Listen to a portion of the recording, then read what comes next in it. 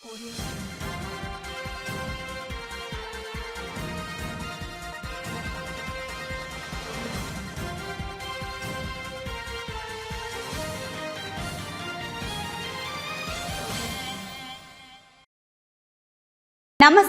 AR news కి స్వాగతం. ముందుగా ముఖ్యాంశాలు.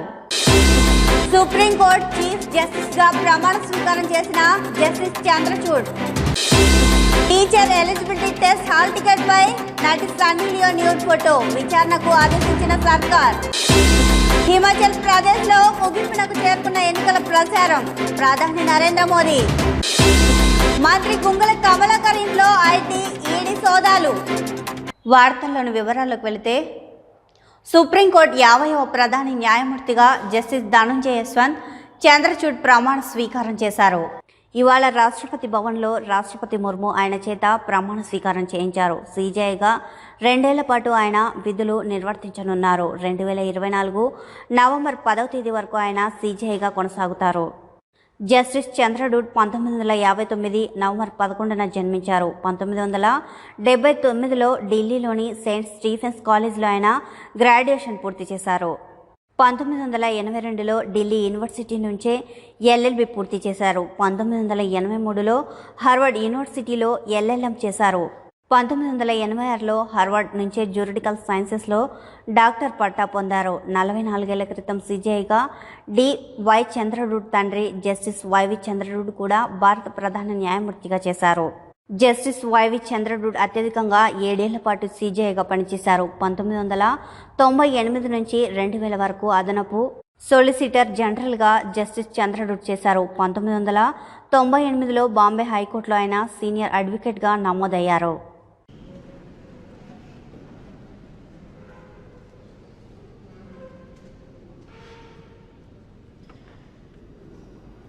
माननीय राष्ट्रपति महोदय, आपकी अनुमति हो तो समारोह का शुभारंभ किया जाए।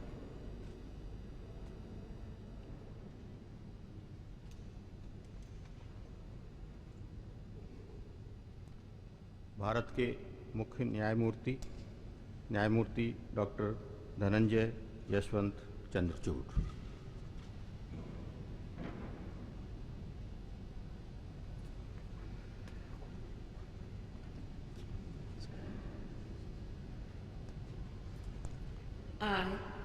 I, Dhananjay Yashwant Chandrachud, having been appointed Chief Justice of the Supreme Court of India, as Chief Justice of the Supreme Court of India, do swear in the name of God that I will bear true faith and allegiance to the Constitution of India as by law established. that I will bear true faith and allegiance to the Constitution of India as by law established, That I will uphold the sovereignty and integrity of India. that I will uphold the sovereignty and integrity of India, That I will duly and faithfully and to the best of my ability, knowledge and judgment that I will duly and faithfully and to the best of my ability, knowledge and judgment perform the duties of my office without fear and favor, affection or ill will. perform the duties of my office without fear or favor, affection or ill will, And that I will uphold the Constitution and the laws. and that I will uphold the Constitution and the laws.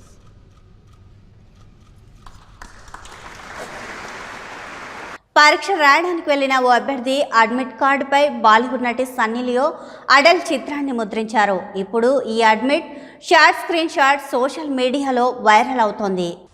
Karnataka teachers recruitment పరీక్షలో చాలా విచిత్రమైన case తెరపైకి వచ్చింది. పరీక్ష రాయడానికి వెళ్లిన ఓ అభ్యర్థి admit కార్డుపై బాలీవుడ్ నటి సన్నీ లియోన్ అడల్ట్ చిత్రాన్ని ముద్రించారు. ఇప్పుడు ఈ admit card screen shot social మీడియాలో వైరల్ అవుతోంది. కేసు తీవ్రతను పరిగణనలోకి తీసుకుని రాష్ట్ర విద్యాశాఖ విచారణకు ఆదేశించింది. Karnataka teachers eligibility test 2022 admit కార్డులో విద్యార్థి ఫోటో స్థానంలో సన్నీ లియోన్ చిత్రం ఉండడంతో కర్ణాటక విద్యాశాఖ పోలీసులు ఫిర్యాదు చేసింది. ఈ ఘటనపై శివమొగ్గ సైబర్ విభాగం అధికారులు దర్యాప్తు ప్రారంభించారు. ఈ మేరకు పరీక్షా కేంద్రం ఇన్ఛార్జ్ చెన్నప్ప సిఈఎన్ పోలీస్ స్టేషన్లో కర్ణాటక విద్యాశాఖ అధికారులకు ఫిర్యాదు చేసినట్లు శివమొగ్గ ఎస్పీ మిథున్ కుమార్ జీకే మీడియాకు తెలిపారు. అభ్యర్థి పరీక్షకు హాజరయ్యేందుకు సైబర్ సెంటర్ నుంచి హాల్ టికెట్ డౌన్లోడ్ చేసుకుంటున్నట్లు అధికారులు తెలిపారు. నాయుడు ఆరోపణలపై స్పందిస్తూ కర్ణాటక విద్యాశాఖ మంత్రి బీసీ నగేష్ కార్యాలయం ఓ ప్రకటన విడుదల చేసింది. ఆ ప్రకటనలో అభ్యర్థి ఫోటోను అప్లోడ్ చేయాలి, కానీ సిస్టంలో అప్లోడ్ చేస్తున్నప్పుడు ఏ ఫోటోను అప్లోడ్ చేస్తే అదే ఫోటో తీసుకుంటుంది. మీ అడ్మిట్ కార్డులో సన్నీ లియో ఫోటో పెట్టారా అని అధికారులు అభ్యర్థిని అడిగినప్పుడు ఆమె భర్త స్నేహితుడు అప్లోడ్ చేశాడని ఆమె చెప్పింది. అయితే ఈ ఘటనపై ఇప్పుడు పోలీస్ కేసు నమోదు చేసి దర్యాప్తు చేస్తున్నారు. నవంబర్ 6వ తేదీన పరీక్ష నిర్వహించారు. కర్ణాటకలోని 781 కేంద్రాల్లో నిర్వహించిన పరీక్షకు 3,32,913 మంది అభ్యర్థులు హాజరయ్యారు. ఈ ఘటనపై ప్రభుత్వ విద్యాశాఖ వివరణ ఇస్తూ తప్పు ప్రభుత్వం వైపు నుంచి కానీ విద్యాశాఖ వైపు నుంచి కానీ జరగలేదని పేర్కొంది. అయితే దీనిపై విచారణ జరిపి తర్వాత ఎఫ్ఐఆర్ నమోదు చేస్తామని కర్ణాటక విద్యాశాఖ తెలిపింది. అనకాపల్లి జిల్లా అనకాపల్లి స్థానిక రింగ్ రోడ్ జంక్షన్లో ఆర్డీఓ అధ్యక్షతన ఓటర్ల నమోదు అవగాహన సైకిల్ ర్యాలీని వివిధ పాఠశాలలు కళాశాలలకు చెందిన విద్యార్థినులతో నిర్వహించారు. ఈ కార్యక్రమానికి ముఖ్య అతిథిగా జిల్లా కలెక్టర్ రవి పటాన్ శెట్టి హాజరయ్యారు. అనంతరం ర్యాలీని జిల్లా కలెక్టర్ జెండా ఊపి ప్రారంభించారు. ఆపై రింగ్ రోడ్ నుంచి ప్రారంభమైన సైకిల్ ర్యాలీని 4 రోడ్ల నెహ్రూ చౌక్ జంక్షన్ వరకు కొనసాగించారు. ఈ సందర్భంగా జిల్లా కలెక్టర్ రవి పటాన్ శెట్టి మీడియాతో మాట్లాడుతూ ఈ రోజు నుంచి ప్రతి ఒక్క పోలింగ్ బూత్లో డ్రాప్ ఎలక్ట్రికల్ రోల్స్ ద్వారా ఓటర్లు నమోదు కార్యక్రమం చేపట్టడం జరిగిందని వెల్లడించారు.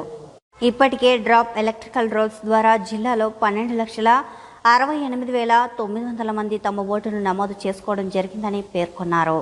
ఎవరైనా 18 సంవత్సరాల నిండిన విద్యార్థులు, యువకులు తప్పనిసరిగా స్థానికంగా ఉన్న పోలింగ్ బూత్కు వెళ్లి ఓటు నమోదు చేసుకోవాలని విజ్ఞప్తి చేశారు. ఎలాంటి సర్వే లేకుండా అగ్రవర్ణ పేదలకు 10% రిజర్వేషన్ ఇవ్వగలిగినప్పుడు దాదాపుగా 50% ఉన్న బీసీలకు 27% మాత్రమే రిజర్వేషన్ ఇవ్వడం అన్యాయం. దేశంలో బహుజనులందరికీ కలిపి 85% కోటా ఇవ్వాలని తెలంగాణ రాష్ట్రం Bahujan Samaj party president RS Praveen Kumar మాజీ ఐపీఎస్ డిమాండ్ చేశారు. తెలంగాణ ప్రజలందరూ కూడా జై భీమ్.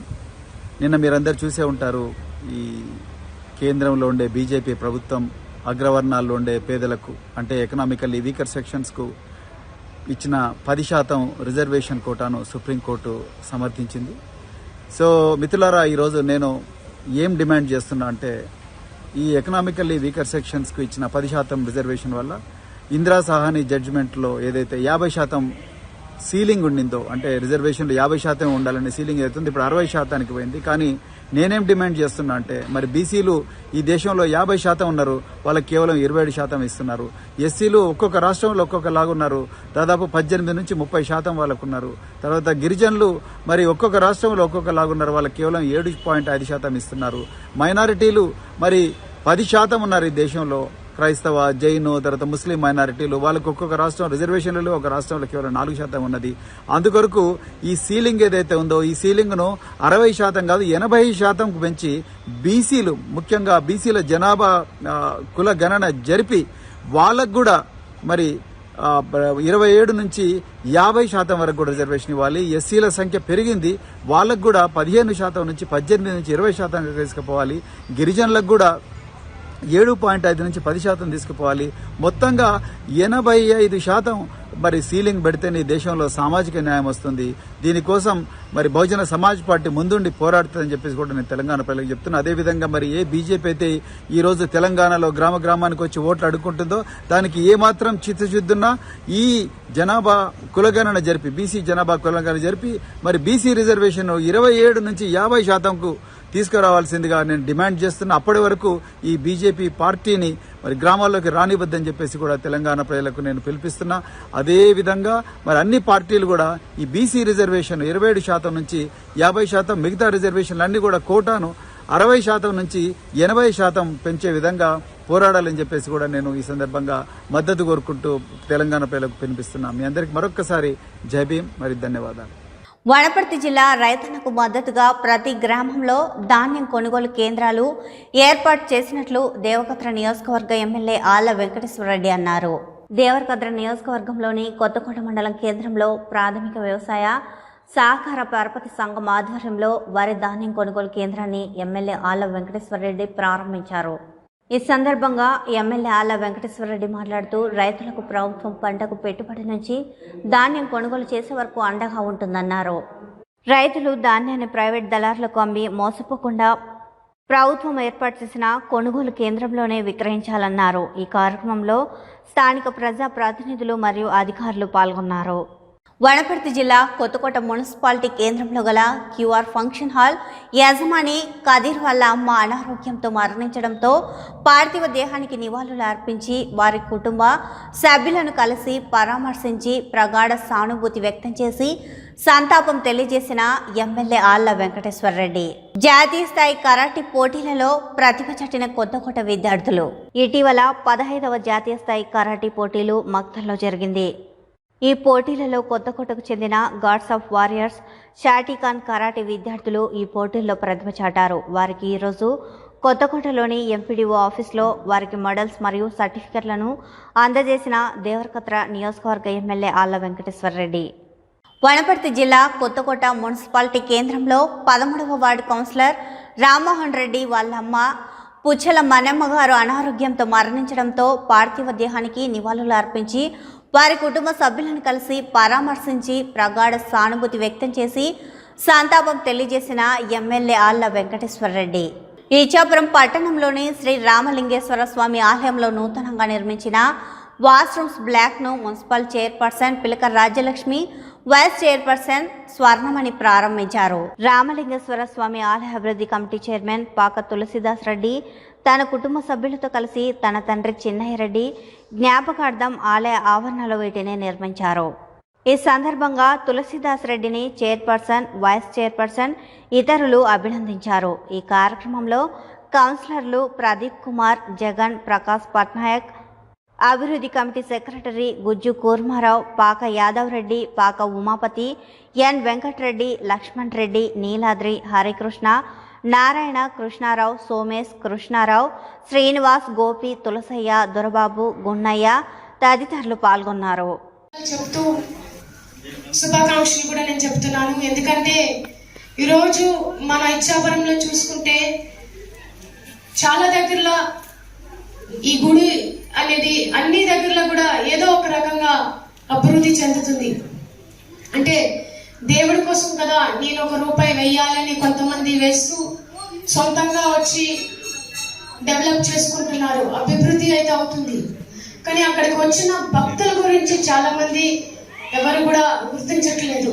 కానీ ఇక్కడ ఉన్న పెద్దలు, మన ఉప్పల వీధి పెద్దలు, మా బాబాయ్, ఈయన ఇంత పెద్ద మనసుతో, అంటే టాయిలెట్స్ అంత అవసరం ఏంటి, అదేదో నేను దేవుడి కోసం చేస్తే మంచిది కదా, ఆ కాస్త పుణ్యం వస్తుంది. అంటే ఒక టాయిలెట్స్ కట్టించి ఇవ్వడం అనేది మన ప్రదీప్ గారు చెప్పినట్లు చాలా చిన్న విషయం అయితే కాదు. ఒక మున్సిపాలిటీ కట్టించి ఇవ్వాలి అని అంటే చాలా రూల్స్. దీనికి సరైన కమిటీ ఉండాలి, చక్కగా పెన్ అండ్ పేపర్ చేసే వ్యక్తి ఉండాలి.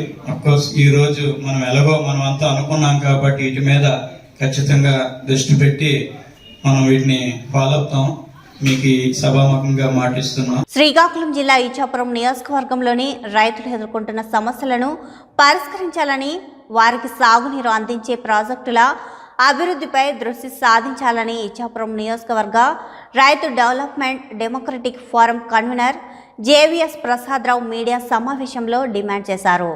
వ్యవసాయ అధికారిగా పదవి విరమణ చేసి రైతుల సంక్షేమం కోసం ఇచ్చాపురం నియోజకవర్గంలోని 4 మండలాలు, 1 మున్సిపాలిటీలో రైతులతో ప్రత్యేకంగా సమావేశాలు ఏర్పాటు చేశానని, రైతులు ఎదుర్కొంటున్న సమస్యలను చర్చించామని, ఆ సమస్యలను మరింత లోతుగా గుర్తించామని ఆయన చెప్పారు. ఇచ్చాపురం నియోజకవర్గంలోని బౌదా నదిపై ఓవర్ హెడ్ ఛానల్స్ అభివృద్ధికి నిధులు కేటాయించాల్సి ఉందని అన్నారు. రైతులకు నీటి వనరులు సమకూర్చే ప్రాజెక్టుల అభివృద్ధికి ప్రభుత్వం చొరవ తీసుకుంటున్నప్పటికీ పూర్తి స్థాయిలో రైతుల సమస్యల పరిష్కారానికి అధికారులు, ప్రజాప్రతినిధులు, ప్రభుత్వం చర్యలు తీసుకోవాలని కోరారు. ఇచ్చాపురం నియోజకవర్గంలోని కవిటి, కంచిలి, సోంపేట, ఇచ్చాపురం, మళ్ళీ ఇచ్చాపురం మున్సిపాలిటీ, ఈ 4 మండలాలు మరియు మున్సిపాలిటీ ప్రజలకు రైతులకు ముఖ్యంగా నేను విన్నవించుకుంటుంది ఏంటంటే, నా పేరు జన్నెల సూర్యవర ప్రసాదరావు. మీ అందరికీ చిరకాల మిత్రున్నే. అయినప్పటికీ కూడా నేను రిటైర్ అయిపోయాను. రిటైర్ అయిపోయిన తర్వాత కొన్ని వాస్తవ పరిస్థితులు కొన్ని తెలుసుకొని నియోజకవర్గం 4 మండలాలు అంటే కవిటి, కంచిలి, సోంపేట, ఇచ్చాపురం మరి మున్సిపాలిటీ పరిధిలో ఉన్న పెద్దలందరికీ కలిసి తిరిగి రైతులతో కూడా కాంటాక్ట్ చేస్తే 98 పంచాయతీల్లో ఉన్న రైతులు కూడా నేను తిరిగి మాట్లాడితే అన్నీ జరుగుతున్నాయి, అన్నీ చూస్తున్నారు, కానీ రైతులకు కనీస అవసరాలు తీర్చే స్తోమతలో ఎంతో మంచి గవర్నమెంట్ ఉన్నప్పటికి కూడా మేము నోచుకోలేకపోతున్నందుకు ఇది మా చాలా దురదృష్టం అని చెప్పారు. ముఖ్యంగా మనకి ఎక్కడెక్కడ ఏమిటి లోటుపాట్లని అడిగారు. అడిగితే ఇచ్చాపురం పరిధిలో గ్రోయన్స్ అన్నవి 11 ఉన్నాయి. ఈ 11 గ్రోయన్లు మరమ్మతులు లేక చాలా పాడైపోయినాయి. 8-9 సంవత్సరాలు అయింది. దీని పరిస్థితి చాలా దీనంగా ఉంది అని అంటే అవి నిజమని చెప్పి మరి పెద్దలతో అందరితో కలిసి మేమంతా ఒక 70-80 మంది కంచిలి శ్రీ రాధాకృష్ణ మందిరంలో కలిసి మాట్లాడి దీని మీద పర్యవసానం చేస్తే మరి పెద్దలు ఎంపీ గారు రామ్మోహన్ నాయుడు గారు వచ్చి 28 లక్షలు అనౌన్స్ చేసి నా ఫండ్స్లో ఈ ఫండ్లో 28 లక్షలు నేను కలెక్టర్ గారికి ఇస్తున్నాను, ఇది చేయిస్తాను అని ఒక మాట ఇవ్వటం జరిగింది. అది నిజం కూడా. ఆ తర్వాతను కొంతమంది పెద్దలు పైడిగాం ప్రాజెక్ట్ చూడడం, అక్కడ ఉన్న వాస్తవాలు చూడడం చేయడం జరిగింది. ఇవన్నీ జరిగిన తర్వాతను ఒక చిన్న మీటింగులకి ఒక సామాన్యుడిని నేను తిరిగేటప్పటికే ఇంత స్పందన వచ్చింది, గవర్నమెంట్లో వచ్చింది, ప్రతిపక్షంలో వచ్చింది అని ఒక సరదాగా నాకు ఒక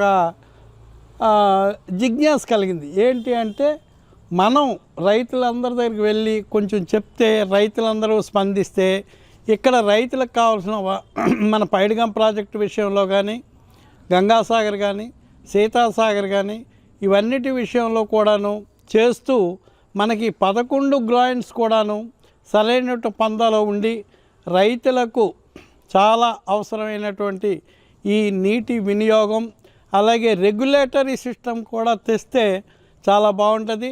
ఇది ఎమ్మెల్యేలకు పెద్ద పనేమీ కాదు, చెయ్యాలి అంటే చాలా చిన్నదే. 3.8 కోట్లు ఈ 11 గ్రోయిన్స్కి సరిపోతాయి.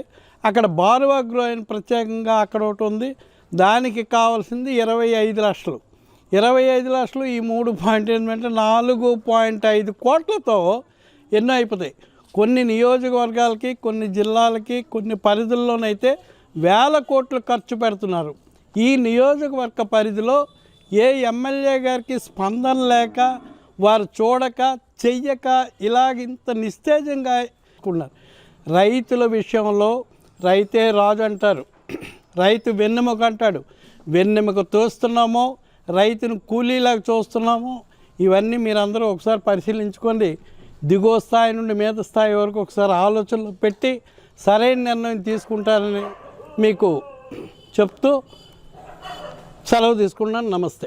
అసెంబ్లీ ఎన్నికల నేతృత్వంలో హిమాచల్ ప్రదేశ్లో చివరి విడత ప్రచారం జరుగుతోంది. ఈ సందర్భంగా ప్రధానమంత్రి నరేంద్ర మోడీ హిమాచల్ ప్రదేశ్లో పర్యటించారు. రానున్న అసెంబ్లీ ఎన్నికల ప్రచారానికి చివరి దశలో ఉన్న ప్రధాని మోదీ నేడు 2 బహిరంగ సభల్లో ప్రసంగించారు. హిమాచల్ ప్రదేశ్లో ఈరోజు బుధవారం ప్రధాని నరేంద్ర మోడీ 2 ఎన్నికల ర్యాలీలు నిర్వహించారు. बीजेपी की सरकारों का जैसे जैसे लोगों को अनुभव आता है, लोगों का विश्वास बढ़ता जाता है और बार बार आशीर्वाद मिलता रहता है। आपने 2019 के लोकसभा चुनाव में ये करके दिखाया है। भाजपा सरकार पूर्ण बहुमत के साथ फिर वापस आई। मध्य प्रदेश, गुजरात, हरियाणा, गोवा जैसे राज्यों में बीजेपी सरकारें कई बार सरकार में वापस आई है। अब तो इस बार उत्तराखंड के लोगों ने भी पुरानी परंपरा को बदलते हुए बीजेपी को ही दोबारा बिठाया। यूपी में भी 40 साल बाद ऐसा हुआ है जब कोई पार्टी फिर से जीत करके पूर्ण बहुमत के साथ लगातार दूसरी बार सरकार में वापस आई। मणिपुर में भी भाजपा की सरकार फिर से आकर के एक नया इतिहास बन गया है। अब इस स्थिति की तुलना आप जरा कांग्रेस से करिए, आपको हैरानी हो जाएंगी। इस तरफ नजर करेंगे जरा सोच करके, कांग्रेस का इतिहास क्या है और लोगों का कांग्रेस के प्रति गुस्सा कितना है। एक बार सरकार से गई तो फिर उसका वापस लौटना ही मुश्किल होता है। अब देखिए तमिलनाडु में वहां के लोगों ने करीब 60 साल पहले वहां से कांग्रेस को निकाला, अब तक वापस नहीं आई। 60 साल हो गए, घुसने नहीं देते।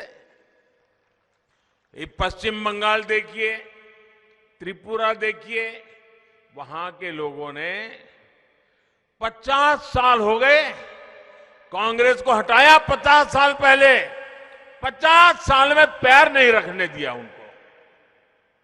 उत्तर प्रदेश, बिहार और गुजरात के लोगों ने कांग्रेस को करीब करीब 40 साल से सत्ता के बाहर करके रखा हुआ है। कितना गुस्सा होगा आप अंदाज कीजिए। उड़ीसा के लोगों ने भी कांग्रेस को करीब करीब 30 साल से सरकार में आने से रोक रखा है। नागालैंड में भी कांग्रेस करीब करीब 25 साल से लगातार चुनाव हार रही है। आज दिल्ली, पश्चिम बंगाल, आंध्र प्रदेश, नागालैंड, सिक्किम, कई ऐसे राज्य हैं जहां कांग्रेस का एक भी विधायक नहीं है। भाइयों बहनों, कांग्रेस का आधार आज भी परिवारवाद ही है। ऐसी कांग्रेस पार्टी हिमाचल के लोगों की अपेक्षाओं को, आकांक्षाओं को कभी पूरा नहीं कर सकती। आपने 5 साल पहले कांग्रेस की विदाई कर दी थी, अब उसे लौटने नहीं देना है, घुसने मत दीजिए। आज मुझे ये देखकर खुशी है कि हिमाचल के लोगों को भी ये भली भांति समझ आ गया है कि 5 साल बाद हर बार सरकार बदलने की परंपरा, इस परंपरा ने सबसे ज्यादा किसी का नुकसान किया है तो राज्य का नुकसान किया है। राज्य के नौजवानों के सपनों को कुचल दिया है। कांग्रेस जैसे ये दल जब सरकार में होते हैं तो सोचते हैं कि 5 साल बाद सरकार तो बननी नहीं है, 5 साल के बाद बदल होने ही वाला है, तो फिर काम करने की क्या जरूरत है, मौज करो। यही करते रहते हैं ना। और इसलिए उनका अपना पूरा ध्यान 5 साल में जितना इकट्ठा कर सके, जितना माल लुटाई कर सके, तिजोरी भर सके, काली कमाई कर सके, उसी में लगा रहता है। ये जो राजनीतिक परिपाटी थी, इसको पूरे देश में बदलने का बीड़ा भाजपा ने उठाया है, देश के लोगों के आशीर्वाद से उठाया है। हम ऐसी राजनीतिक परंपरा बनाना चाहते हैं कि हम सरकार में ऐसा काम करें कि वोटर हमें बार बार अवसर दें। इसलिए हम विकास के लिए, देश के लिए हर जगह, हर स्तर पर काम कर रहे हैं। साथियों, जब सरकार में निरंतरता होती है, सरकार वापस आती है, तो लोगों को भी सरकार से हिसाब मांगने का मौका मिलता है। अगर आपने मुझे 2019 में न बिठाया होता तो आप मेरे से हिसाब मांग सकते थे क्या? नहीं मांग सकते थे, कोई और सरकार आ जाती। लेकिन आपने मुझे दोबारा बिठाया 19 में, तो आप मुझे पूछ सकते हैं मोदी जी वो क्या हुआ, मोदी जी उसका कब करोगे, और मोदी जी को भी लगेगा भाई मुझे करना पड़ेगा। ये जनता जनार्दन का दबाव बहुत काम करता है। अब आप सोचिए कोरोना के समय कितनी मुश्किलें आई। हम भी यही सोच सकते थे कि भाई 5 साल के बाद तो सरकार बदलने वाली है, हिमाचल का तो रिवाज है, कोरोना आया है वैसे चला जाएगा, हम भी सोच सकते थे। लेकिन हमने वो नहीं सोचा। पहले भी हिमाचल के लोगों को मालूम है, कोई भी वैक्सीन वगैरह आती थी आखिर में सारे देश का काम हो जाए तब जाके हिमाचल की बारी आती थी। కరీంనగర్ జిల్లాలో సోదాలు చేపడుతున్న ఈడీ ఐటీ అధికారులు మంత్రి గంగుల కమలాకర్ ఇంట్లోకి ప్రవేశించారు. ముందు ఇంటికి తాళాలు వేసి ఉండడంతో తాళాలు తీసే వ్యక్తిని తీసుకువచ్చి మరీ డోర్లు తెరిచారు. ఆ తర్వాత లోనికి వెళ్లి అధికారులు సోదాలు చేపట్టారు. ఈ ఉదయం నుంచి హైదరాబాద్తో పాటు కరీంనగర్లో సోదాలు చేపట్టిన అధికారులు పలువురు గ్రానైట్ కంపెనీల యజమానుల ఇల్లు, కార్యాలయాలపై దాడులు చేపట్టారు. ఐటీ, ఈడీ అధికారులు సంయుక్తంగా చేపట్టిన ఈ జాయింట్ ఆపరేషన్ జిల్లాలో హాట్ టాపిక్గా మారింది. వనపర్తి జిల్లా దేవరకద్ర నియోజకవర్గం కొత్తకోటలోని ఎంపీడీఓ ఆఫీసులో కొత్తకోట మండలంలోని 22 గ్రామాల అభివృద్ధి. ఒక్కొక్క గ్రామానికి 20 లక్షల చొప్పున మొత్తం 4,40,00,000 విలువ గల ప్రొసీడింగ్ కాపీలను ఆయా గ్రామాల సర్పంచులు, ఎంపీటీసీలు, ముఖ్య నాయకులకు అందజేసిన ఎమ్మెల్యే ఆళ్ల వెంకటేశ్వరరెడ్డి ముఖ్యమంత్రి ముందు చూపుతో గ్రామాల రూపురేఖలు మారాయని ఎమ్మెల్యే ఆళ్ల వెంకటేశ్వరరెడ్డి అన్నారు. రానున్న రోజుల్లో ముఖ్యమంత్రి సహకారంతో గ్రామాలను మరింత అభివృద్ధి చేస్తామని అన్నారు. వార్తలు ముగించే ముందు ముఖ్యాంశాలు మరోసారి. సుప్రీంకోర్టు చీఫ్ జస్టిస్ గా ప్రమాణ స్వీకారం చేసిన justice Chandrachud. Teacher eligibility test hall ticket పై నటి సన్నీ లియోన్ న్యూడ్ ఫోటో విచారణకు ఆదేశించిన సర్కార్. హిమాచల్ ప్రదేశ్ లో ముగింపునకు చేరుకున్న ఎన్నికల ప్రచారం. ప్రధాని నరేంద్ర మోదీ. మంత్రి గంగుల కమలాకర్ ఇంట్లో ఐటీ, ఈడీ సోదాలు. ఈ వార్తలు ఇంతటితో సమాప్తం. నమస్కారం.